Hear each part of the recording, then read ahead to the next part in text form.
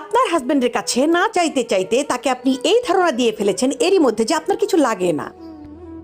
বউরা সবচেয়ে বড় ভুল করে এটা, যে হাজবেন্ডের কাছে সতী সাবিত্রী সাজতে যাওয়া, যে না আমার কিছু লাগে না, স্নো পাউডার গিফট, ঘুরতে নেওয়া, একটু স্বাদ আহ্লাদের জন্য 2টা পয়সা খরচ করা, না আমার কিছু লাগে না।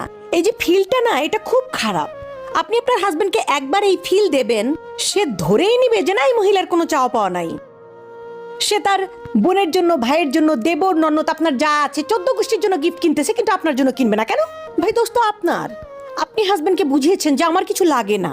একটা মেয়ে না চাইতে চাইতে তার ভিতরে একটা অসীম অপূরণীয় ক্ষতি করে ফেলে, সেটা হচ্ছে শূন্যতা।